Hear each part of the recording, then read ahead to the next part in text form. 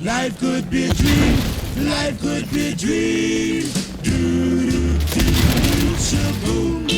Life could be a dream. If I could take you up in paradise up above. If you would tell me I'm the only one that you love. Life could be a dream. Sweetheart, hello, hello again. Shaboom, and open the media boom. Ding dong, ding dong, the lang, the lang, the lang. Oh, whoa, whoa, bip. Oh, life could be a dream. If only all my precious plans would come true. If you would let me spend my whole life loving you. Life could be a dream, sweetheart. Every time I look at you, something is on my mind. If you do what I want you to, maybe we'd be so fine. Oh, life could be a dream. Shaboom, if I could take you up in paradise up above. Shaboom, and tell me, darling, I'm the only one that you love. Life could be a dream. Sweetheart, hello, hello again. Shaboom, and open the media boom.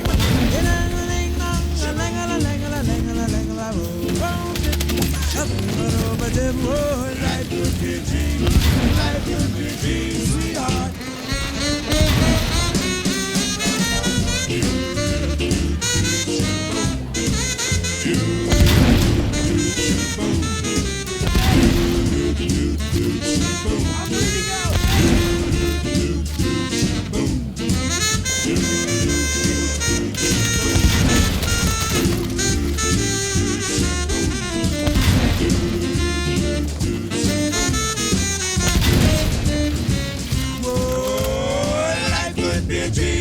Shaboom, if I could take you up in paradise up above. Shaboom, and tell me, darling, I'm the only one that you love. Life could be a dream. Sweetheart, hello, hello again. Shaboom, and open the media boom, boom, boom. Ding dong, ding dong,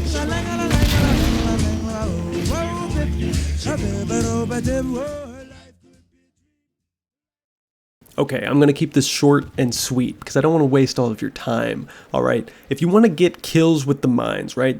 You place mines and you get some hits. Maybe you get some kills every now and then, but you just feel like you're not using them to their maximum potential. Here's what you got to do. You got to unlock the slams, first of all. That's very important.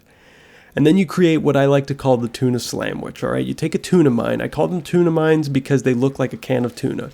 And you sandwich them with a slam, creating a Tuna Slamwich. For some reason, while you cannot place either individual mine next to mines of its own type, you can place these two different types of mines right next to each other. You can also equip both types of mines at the same time on the same class. So you can create clusters of these pairs of mines that will insta-kill basically everything that the enemy could possibly throw at you. The only thing that this combination, the Tuna Slamwich, doesn't kill is a main battle tank using the extra armor upgrade. Those it will bring down to like 2% health, something incredibly small. So if you're like nearby watching the mines for whatever reason, like I like to do because I'm a psychopath, you can finish the tank off with like your repair torch, for instance, because it'll be very nearly dead. But everything else, IFV with extra armor upgrade, the main battle tank without the extra armor upgrade, AA tank, jeeps, quad bikes, it kills everything in one hit.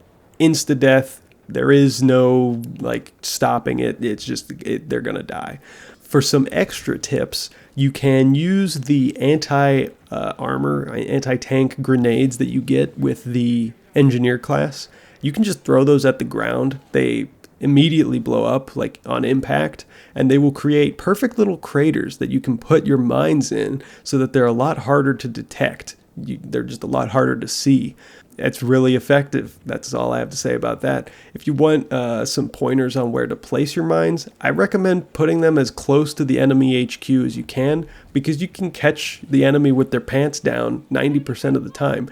There's this weird phenomenon where people aren't expecting danger, like as soon as they come out of their spawn for whatever reason. For some reason, people, even though there is no real legitimate reason to think this, people think that the spawn is perfectly safe and that the area directly outside the spawn is pretty safe, but it isn't. It doesn't have to be. If you place mines directly on the road leading out of the spawn, you're an asshole. But I am the biggest asshole, and I do that every game, literally every game, and I get tons and tons and tons of kills, and it is hilarious. It's the greatest strategy there is. Nobody ever expects it. And look, you can do it time and time again. And some people will catch on, but a lot of people won't. And here's the great thing. The same people you kill aren't guaranteed to get the tanks. Some of them will wait at the spawn for the tank to refresh and get back in it as soon as it spawns back in. But chances are you'll kill Joe Blow right out of the HQ, and then he's going to spawn somewhere else in the map and keep playing the game. And then Joe Schmo is going to get in the tank next, and he doesn't know that you've mined up their HQ with 7 billion Slamwiches, all right? So he's going to get killed by your Tuna Slamwiches again and again. It doesn't matter. It's the most effective strategy. The enemy team will have no tanks. All right, they will have no tanks. And here's the thing too. You're going to say, well, if I mine up the HQ, but none of their tanks are dead, they're just going to be in the map. And it's like, I mean, that's true. If none of their tanks ever die, then yes, you will get no kills mining up their HQ because they're not going to respawn. But that's not going to happen, all right? This is Battlefield, all right? Nobody, even the best tanker, is not good enough to never die, all right? They're going to die eventually. And when they do, your team is going to get a massive advantage because the enemy team is going to be without tanks for the next rest of the game, all right? They will never have tanks again as long as you employ this strategy. You will win significantly more games if you employ this strategy. I know because I have experienced it myself. The one thing I will say is that it isn't like a guaranteed win, obviously, because the enemy team can be doing it to you. Now, I am a little proud to say that I feel like I have maybe invented the Tuna Slamwich, where you place a slam mine next to a tuna mine, because I don't really see anyone else doing that now. I mean, chances are I'm not the first person to do it, but I may be the first person to make a video about it. Who knows? So at the very least, if you employ this strategy, you'll probably be more effective in stopping the enemy team's tanks. But there is no guarantee that the enemy team is not mining up your team's tanks, making the game effectively even. So it's not a guaranteed win, but it does put your team at a pretty massive advantage. Here's a few other tips and things to know about using mines. So when it comes to the tuna can mines, the standard ones that you get right off the bat when you start playing the game, you spawn with 3 of those at a time, and you can place up to 9 of them in the map, like in the game world, before they start disappearing. So like when you place your 10th one, the first one you've placed, if none of them have been destroyed or whatever, the first one you've placed will disappear. So you can have 9 active at once. When it comes to the slams, you can have 6 of those active at once. And you spawn with 3 of both every time you die. So again, if you're bad at first-person shooters, if you're not really great at getting kills by shooting people, guess what? Every time you die, you're only becoming more powerful because you get more mines every time you die. Which is another important thing to note. You should always place your mines. It doesn't matter if you were placing them in the shittest spot on the map. Place your mines. You never know. They're going to do more damage in the world than they will in your inventory. All right, so just place your mines. I see a lot of people place them 3 in a row as they run along. And honestly, while that's not the greatest strategy of all time, it's better than nothing. At the very least, you're going to slow the enemy tanks down because when they see those lines of mines, they have to destroy them. So there you go. It accomplishes at least something. Keeping them in your inventory does not accomplish anything. But with the Tuna Slamwich, because you can have 6 slams active in the world at once, you can have 6 routes mined up, controlled at once. Because again, the Tuna Slamwich, which is a pair of 2 mines, 1 tuna mine, 1 slam mine, can kill everything, basically everything. The only thing it can't kill is the main battle tank with extra armor. But again, that doesn't really matter. Occasionally, very, very rarely, one of the mines won't activate. Usually it's the slam for whatever reason. I think specifically when you use the crater technique, where you use your grenade to create a crater in the ground and then you place your mines in the crater so that they're less obvious. For whatever reason, sometimes the slam seems to like clip under the terrain, and I think because it's under the terrain, it never gets activated because it technically doesn't, it's the laser or the detection thing is being blocked by the terrain as far as the mine is concerned. I think that's what's happening. It doesn't happen, it happens maybe 10% of the time, so occasionally you'll get a hit rather than a kill using this method, but you can have so many, you can have 6 clusters of mines using this strategy. If they don't get killed by the first one, they'll get killed by the second one. It doesn't matter. What else is there to say about this? The launch mines, the third type of mine in the game, I wouldn't really recommend it. They kind of suck. I mean, they do decent damage, and they have a really, really large activation range. They have like a 20-meter activation range, which is pretty cool.